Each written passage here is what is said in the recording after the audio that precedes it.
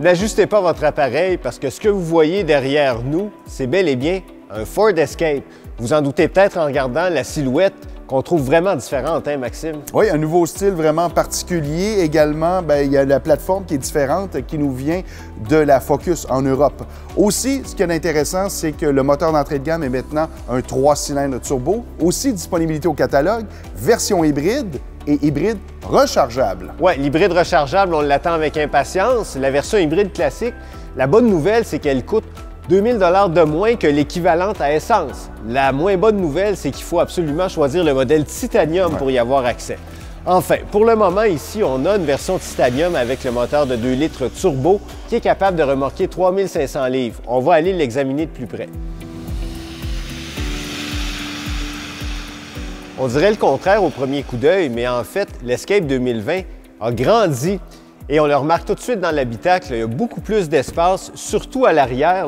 9 cm de plus de dégagement pour les jambes, ça paraît immédiatement. Le coffre aussi est plus élevé et la position de conduite à l'avant est plus dégagée, donc ça rend le véhicule plus logeable. Un coup de maître également parce que le poids, on a réussi à diminuer. Ça, c'est rare, de près de 100 kg et ça paraît sur la route. Très bonne tenue de route, très agréable à conduire, direction précise, surtout avec le moteur 2 litres qui est doux, performant et bien adapté pour ce véhicule-là. Absolument. Puis l'agrément, c'est pas seulement durant la conduite, mais aussi dans l'utilisation quotidienne. Et encore là, c'est réussi grâce aux commandes simples, l'écran bien pensé, la technologie qui est au rendez-vous avec Apple CarPlay, Android Auto, un tableau de bord numérique bien détaillé également dans la version Titanium. Et enfin, la sécurité de pointe est de série dans toute la gamme, y compris le freinage automatique d'urgence et la surveillance des angles morts. Bravo! Ford a apporté de belles améliorations à l'Escape, on est d'accord là-dessus, mais il y a encore du travail à faire, notamment à l'intérieur où les plastiques plutôt bon marché pour le prix nuisent à la finition.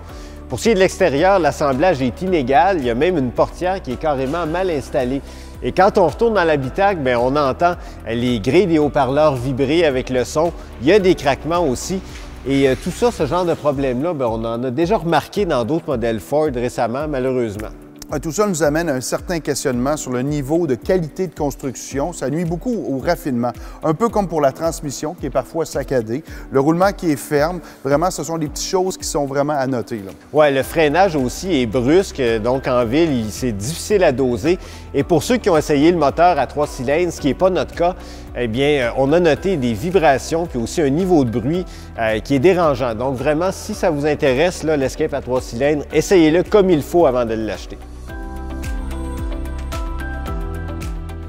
L'Escape a vraiment beaucoup d'éléments pour se faire aimer, mais avant de vous donner un beau gros feu vert, on va marquer une petite pause. Oui, de un, parce que notre modèle d'essai avait beaucoup de petits bobos de jeunesse. De deux, parce que le prix a augmenté, le prix de détail, ce qui veut dire qu'à la location ou à l'achat, les mensualités ne sont pas concurrentielles. Donc, petit conseil, attendez donc 1 an avant de vous procurer ce modèle-là, le temps que tout ça soit réglé, ou encore, optez pour la version hybride rechargeable quand elle va arriver parce qu'elle s'avère fort prometteuse. Et si vous êtes trop pressé, ce n'est pas le choix de bons véhicules qui manquent parmi les utilitaires compacts. Merci Maxime. Merci Jesse. Si vous avez besoin d'informations supplémentaires, visitez le caaquebec.com/essais routiers ou si vous êtes membre CAA Québec, appelez les services conseils automobiles qui auront réponse à toutes vos questions.